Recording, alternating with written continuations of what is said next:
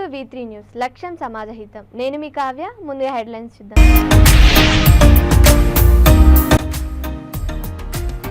జమ్మలమడుగు నియోజకవర్గ వ్యాప్తంగా 144 సెక్షన్ వైపాక తెలుగుదేశం భాజపా కార్యాలయాల వద్ద భారీగా బలగాల మోహరింపు.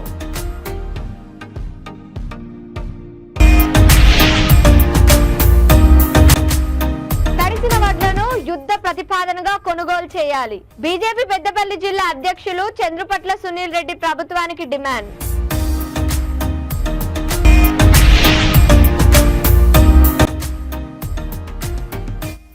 మంది DRG జవాన్ల హిట్ లిస్ట్ జాబితాను విడుదల చేసిన మావోయిస్టులు.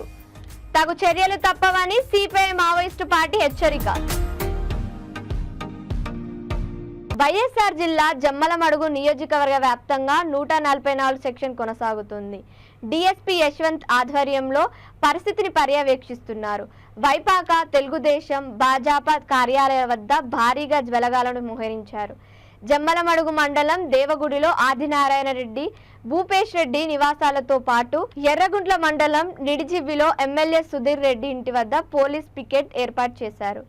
3 పార్టీల ముఖ్య నాయకులను గృహ నిర్బంధం చేశారు. జమ్మలమడుగుకు సంబంధించిన సోషల్ మీడియాలో రెచ్చగొట్టే పోస్టులు పెట్టిన 4గురిని అదుపులోకి తీసుకున్నారు. సోషల్ మీడియా గ్రూపుల్లో ఎవరైనా కించపరిచే పోస్టులు పెట్టినా, తప్పుడు సమాచారం వ్యాప్తి చేసినా కఠిన చర్యలు తప్పవని పోలీసులు హెచ్చరించారు. దీనికి గ్రూప్ అడ్మిన్లను బాధ్యతలు చేస్తామని స్పష్టం చేశారు.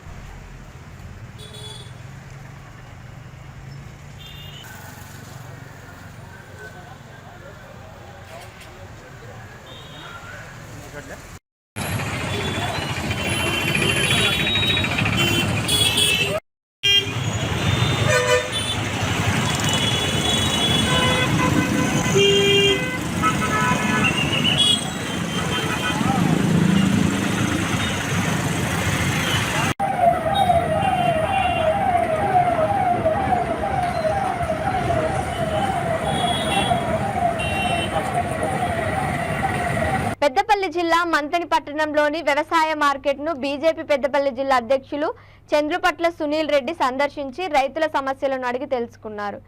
వడ్ల కొనుగోలు కేంద్రాలలో నిల్వ ఉన్న వడ్లను ప్రభుత్వం వెంటనే యుద్ధ ప్రతిపాదనను కొనుగోలు చేయాలని డిమాండ్ చేశారు.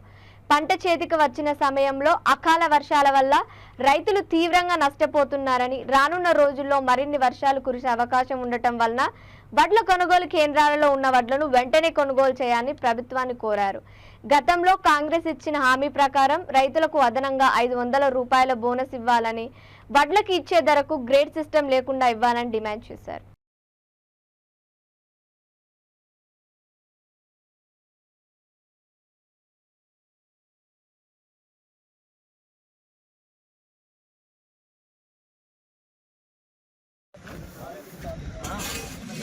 ఇక్కడ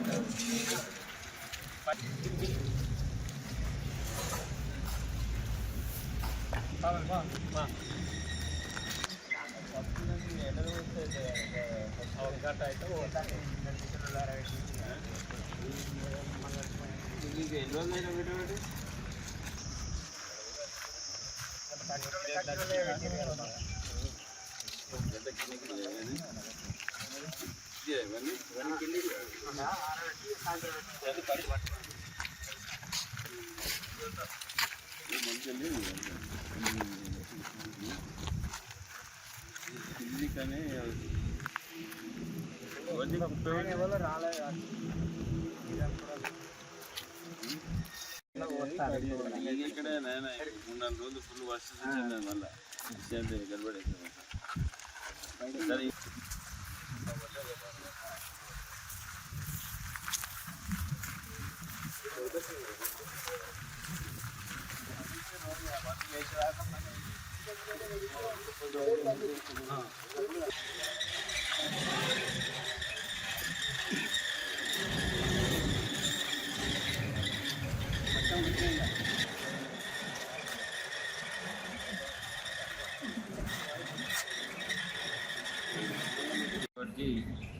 రైతులకి తీవ్ర ఇబ్బంది జరుగుతుంది. ముఖ్యంగా పంట చేతికొచ్చి వడ్లు కళ్ళల్లో పొంటి వర్షాలు ఎవరికి చాలా నానడం జరిగింది. మరి మేము డిమాండ్ చేయడం జరుగుతుంది. ఇంకా కూడా చాలామంది రైతులు హార్వెస్టింగ్ కంప్లీట్ కాక మరి రేపో ఎల్లుండో ఆ పంట కూడా వచ్చే పరిస్థితి ఉంది. కానీ ఈ వాతావరణాన్ని నమ్మే పరిస్థితి లేదు.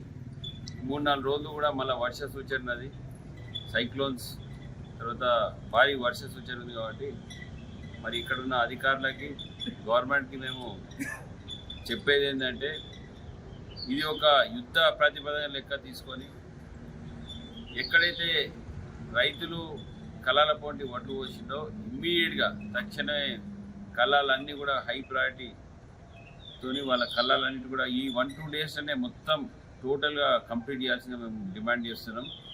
మళ్ళీ 2-3 డేస్ అవుతే వర్షాలు వస్తాయి, మళ్ళీ ఎక్కడొక్కడ రైతుకి నష్టం జరిగే ఇబ్బంది ఉంది. కాబట్టి వెంటనే ఈ ఐకేపీ సెంటర్లు ఎక్కడ ఉంటే అక్కడ టోటల్గా ఎక్స్ట్రా లారీలు పెట్టైనా పర్లేదు, అది టోటల్గా తరలించి గోడలకు తరలిస్తేనే రైతులు సేఫ్ అవుతారు.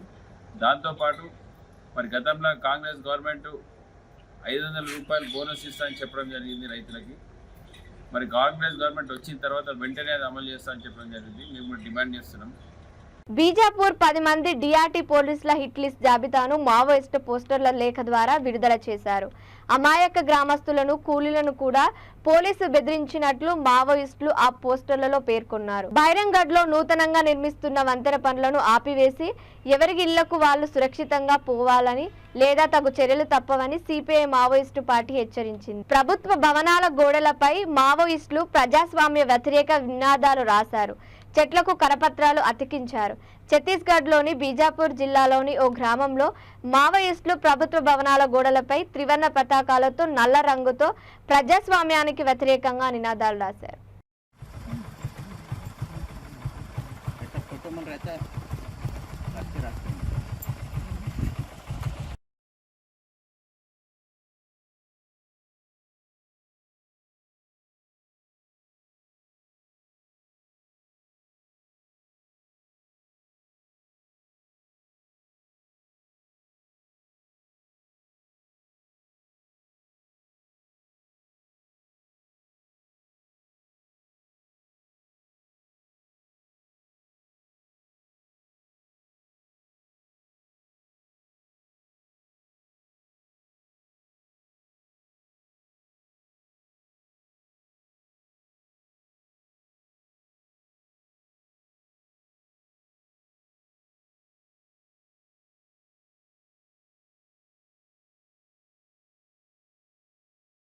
ఖమ్మం రూరల్ మండల పర్యటన కార్యక్రమంలో మంత్రి పొంగులేటి శ్రీనివాస్ రెడ్డి పాల్గొన్నారు. మంత్రి మాట్లాడుతూ మీ అందరి దీవెనలతో ఎమ్మెల్యేగా గెలిచిన తెలంగాణలో మార్పు కావాలని ఇందిరమ్మ రాజ్యం తెచ్చుకున్నాం. ఇల్లు లేని ప్రతి ఒక్కరికి ఇందిరమ్మ ఇల్లు ఇస్తాం. గ్రామంలో ఉన్న పాఠశాల, రోడ్లు, కమ్యూనిటీ హాల్ నిర్మాణం త్వరలోనే పూర్తి చేస్తామని హామీ ఇచ్చారు. త్వరలోనే అర్హులైన ప్రతి ఒక్కరికి రేషన్ కార్డులు, పెన్షన్లు ఇస్తాం. పాలేరు నియోజకవర్గం నా సొంత ఇల్లు. ఎన్నికల కోడ్ అయిపోగానే నియోజకవర్గంలో అభివృద్ధి పనులు మొదలవుతాయని అన్నారు.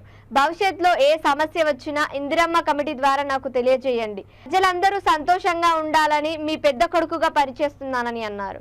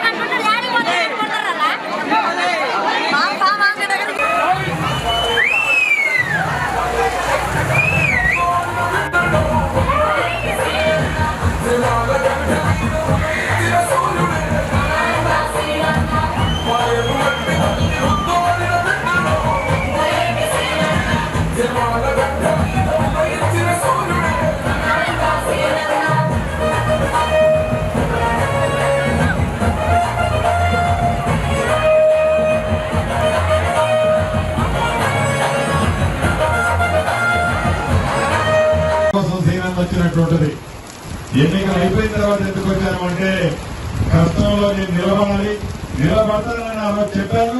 ఈ రోజు ఇచ్చిన మాట ప్రకారం మీ అందరి కోరికలని మీ ఆలోచన పదవితో నేనున్నాను. మీరు అడిగేవి ఏవైతే న్యాయమైనవి ఉన్నాయో, పేదవాడికి ఇళ్ల స్థలం, లేనివాడికి ఇళ్ల స్థలం, 10 ఏళ్ల నుంచి ఒక ఇల్లు లేదు గత ప్రభుత్వం, అది విమర్శ కాదు, ఈయనమాట నిజం. పేదవాడికి ఇందిరమ్మ ఇల్లు, స్థానికంగా కొన్ని సీసీ రోడ్లు, ఇంకా ఈ గుడిదంటే ప్రభుత్వ పక్షానికంటే వ్యక్తిగతంగా కొంత నేను సాయం చేస్తా. కొన్ని రేషన్ కార్డులు కొత్త ఇవ్వాలా, అర్హులైన వాళ్ళకి రేషన్ కార్డులు, ఆ రేషన్ కార్డుతో పాటు అర్హులైన వాళ్ళకి కొంతమంది పెన్షన్లు ఇవ్వాలా. ఇవన్నీ కూడా ఈ ఎన్నికల కోడ్ అయిన తర్వాత ముందు ఇల్లు ఇచ్చే కార్యక్రమం నిజంగా పేదవాళ్ళల్లో ముందు పేదవాళ్ళు అస్సలు పేదవాళ్ళకి ముందు ఇవ్వండి. మొదటి విడత, రెండో విడత కొద్దిగా రేకుల షెడ్ ఉన్నోడికి ఇవ్వండి, మూడో విడత పాత పడి కూలిపోయే ఇల్లున్నోడికి ఇవ్వండి. 3 విడతలుగా 3 సంవత్సరాల్లో ఈ పాలేరు నియోజకవర్గం అంటే నా సొంత ఇల్లు.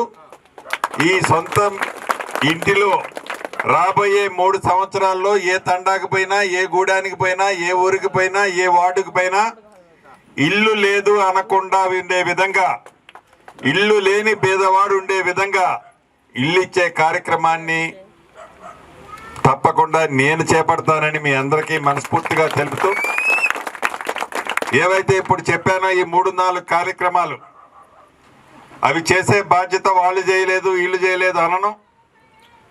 చేయగలిగే స్థాయిలో నేనున్నాను కాబట్టి ఆ బాధ్యత నాదే అని మరొక్కసారి నొక్కి చెబుతూ, ఇది కక్షపూరితమైన ప్రభుత్వం కాదు. మానసిక స్థితి సరిగా లేని కూతురిని సొంత తల్లిదండ్రులు ఉరివేసిన హత్య ఘటన రాజన్న సిరిసిల్ల తంగలపల్లి మండల నేరేళ్లలో ఈ నెల 14వ తేదీన జరిగింది. గ్రామస్తుల సమాచారం మేరకు కేసు నమోదు చేసుకుని దర్యాప్తు జరిపి తండ్రి నర్సయ్య, తల్లి ఎల్లవ్వ రిమాండ్కు తరలించారు. కూతురు ప్రియాంక మానసిక వ్యాధి వైద్యానికి అయిన ఖర్చులకు అప్పులు భరించలేక హత్యకు పాల్పడినట్లు మీడియా సమావేశంలో జిల్లా ఎస్పీ అఖిల్ మహాజన్ వెల్లడించారు. వీళ్ళిద్దరు 14th early morning 1 AM night తర్వాత 1 AM వీళ్ళ husband and mother and father ఆమెకి పట్టుకొని రోప్తో కట్ చేసి నెక్తో కట్ చేసి చంపేశారు. మదర్ లెగ్స్ పట్టుకున్నారు అండ్ ఫాదర్ ఇది రోప్తో నెక్తో టై చేశారు. దాని తర్వాత వీళ్ళు లోకల్ ఒక విలేజర్కి ఫోన్ చేసి, నా కూతురు ఈమె చనిపోయింది, ఈమె మెంటల్ ఇల్నెస్తో చనిపోయింది, ఈమెకి మనం షిఫ్ట్ చేయాలి, వాళ్ళ హస్బెండ్ వాళ్ళ ఇంటికి షిఫ్ట్ చేయాలి. వాళ్ళ హస్బెండ్కి కూడా ఇన్ఫార్మ్ చేస్తే మన దగ్గర తీసుకొని రండి. వీళ్ళు అక్కడ డైరెక్ట్లీ సిద్దిపేట బాడీకి తీసుకొని పోయారు. దాని తర్వాత అక్కడ క్రిమేషన్ కూడా చేశారు. ఎవరికి చెప్పలేదు వీళ్ళు. ఇక్కడ కూడా చుట్టుపక్కల కూడా వీళ్ళు ఎవరికి చెప్పలేదు వాళ్ళ కూతురుకి ఏమైంది, ఎక్కడుంది ఆమె. అందరు ఇప్పుడు ఆమె బతుకున్నది వాళ్ళ అందరికీ చుట్టుపక్కల వాళ్ళ అదే మైండ్ సెట్లో ఉన్నారు, దట్ ఆమె స్టిల్ అలైవ్ ఉన్నారు, ఎవరికి తెలియదు. సో ఈ కేస్ క్రాక్ అయింది జస్ట్ లోకల్ ఇన్ఫర్మేషన్, అంటే జనాల చుట్టుపక్కల వల్ల మనం పోలీస్కి ఇన్ఫర్మేషన్ ఇచ్చారు, దాంతో మనకి తెలిసిపోయింది, మనం క్రాక్ చేసినాం. అది లేకపోతే ఈ కేసు మన దృష్టికి రావాలి అంటే చాలా కష్టం. మీ అందరితో, జనాలతో, ప్రెస్ మిత్రులతో, మీ లోకల్ విలేజర్స్కి, లోకల్ సిరిసిల్ల వాళ్ళ, వెన్నవాడ వాళ్ళకి అదే మంది, మీకు ఏమైనా అనుమానం వస్తే, ఏమైనా క్రైమ్ మీ ముందు జరిగితే మీరు తొందరగా 100 డయల్ చేయాలి, లేకపోతే పోలీస్ వాళ్ళకి చెప్పాలి. ఎందుకంటే మన క్రైమ్ మన దృష్టిలో వస్తే మనం 100% డిటెక్ట్ చేసి సాల్వ్ చేస్తాం. కొంతమంది అప్పుడప్పుడు వాళ్ళు చూస్తారు, వాళ్ళ ముందు క్రైమ్ జరుగుతుంది, బట్ వాళ్ళు ఏం చెప్పరు, వాళ్ళు సైలెంట్ ఉంటారు. మనకి ఏం సంబంధం లేదు, మనతో ఏం జరగలేదు, మనతో ఇది క్రైమ్ జరగలేదు, మనం ఎందుకు చెప్పాలి. సో మీ అందరితో అదే మంది, యాజ్ సూన్ యాజ్ మీకు క్రైమ్ మీ ముందు జరిగితే మనకి 100 డయల్ చేసి, లేకపోతే లోకల్ ఎక్సైసీఐని చెప్పేసేయాలి. సో దట్ మనం 100% దానిపైన యాక్ట్ చేస్తాం. ఇప్పుడు వీళ్ళ ఇద్దరు అక్యూజ్డ్ కన్ఫెస్ చేశారు, ఇద్దరికి రిమాండ్ చేస్తున్నాము. వీళ్ళ కస్టడీతో ఆ రోప్ కూడా మనకి దొరికింది, వీళ్ళు ఏమైనా వాడారు, అది కూడా రోప్ మనం సీజ్ చేసాం. హైదరాబాద్ నుంచి తాడిపత్రి పట్టణానికి మాజీ ఎమ్మెల్యే, ప్రస్తుతం మున్సిపల్ చైర్ జేసీ ప్రభాకర్ రెడ్డి రానున్నట్లు తెల్లవారుజామున పోలీసులకు సమాచారం రావడంతో డీఐజీ షిమోన్షి వాజ్పేయి ఆధ్వర్యంలో జిల్లా ఎస్పీ గౌతమిశాలి ప్రధాన రహదారులలో గట్టి బందోబస్తు నిర్వహిస్తున్నారు. ముఖ్యంగా గుత్తి, అనంతపురం, నంద్యాల, కడప రహదారుల్లో చెక్పోస్ట్ నిర్వహించి విస్తృతంగా తనిఖీలు నిర్వహిస్తున్నారు.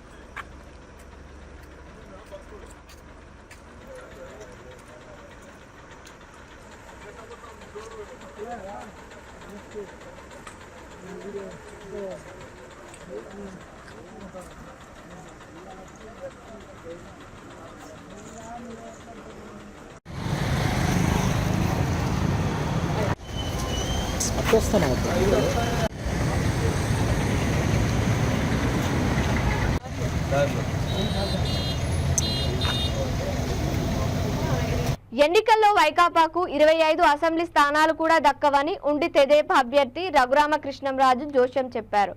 ఇవాళ ఉదయం తిరుమల శ్రీవారిని దర్శించుకున్న అనంతరం ఆయన ఈ వ్యాఖ్యలు చేశారు. ఎన్డీఏ కూటమి అధికారంలోకి రావాలని, చంద్రబాబు మళ్లీ ముఖ్యమంత్రి కావాలని వెంకటేశ్వర స్వామిని కోరుకున్నట్లు తెలిపారు.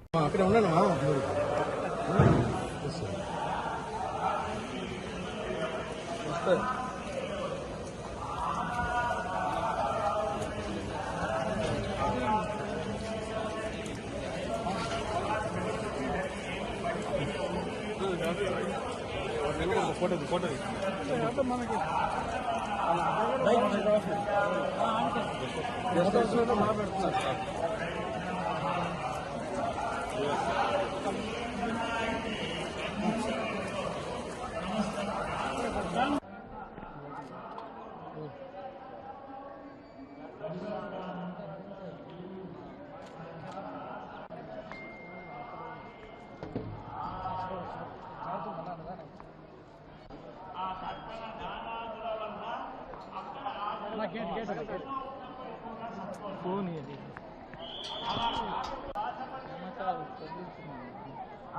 ఎవరు లేరా మిస్టేక్ వచ్చేస్తాను.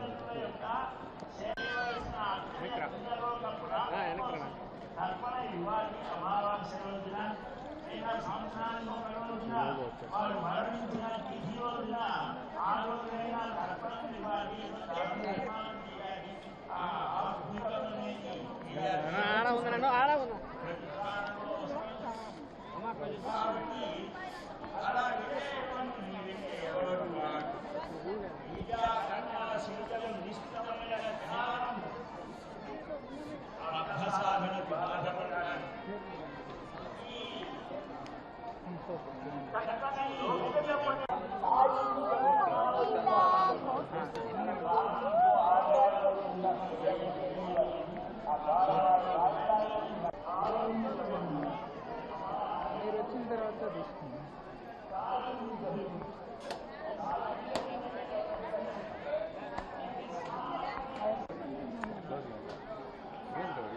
అమ్మేశాడంటే చేసుకోవటం జరిగింది. గతంలో కూడా నేను ఇప్పుడు నామినేషన్ వేసిన వెంటనే ఆ తర్వాత ఎలక్షన్ అయిన తర్వాత స్వామివారి భక్తుడిగా ఇప్పుడు నేను వారి దర్శనం చేసుకోవటం నాకు అదొక రెగ్యులర్ చర్య. ఈ సందర్భంగా ఆంధ్రప్రదేశ్ రాష్ట్రానికి మంచి రోజులు రావాలని గౌరవనీయులు నారా చంద్రబాబు నాయుడు గారు ముఖ్యమంత్రిగా ప్రమాణ స్వీకారం చేసి ప్రజల కష్టాలన్నీ తొలగి మంచి చక్కటి వెల్ఫేర్తో పాటు అద్భుతమైన అభివృద్ధి దిశగా ఆంధ్రప్రదేశ్ పయనించాలని మనస్ఫూర్తిగా స్వామివారిని వేడుకోవటం జరిగింది. బులెటిన్ ముగించే ముందు హెడ్లైన్స్ మరోసారి.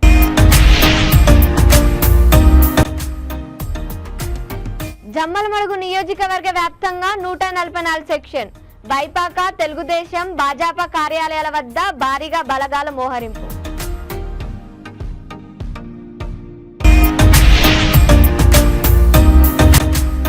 తడిసిన వడ్లను యుద్ధ ప్రతిపాదనగా కొనుగోలు చేయాలి. బీజేపీ పెద్దపల్లి జిల్లా అధ్యక్షులు చంద్రుపట్ల సునీల్ రెడ్డి ప్రభుత్వానికి డిమాండ్.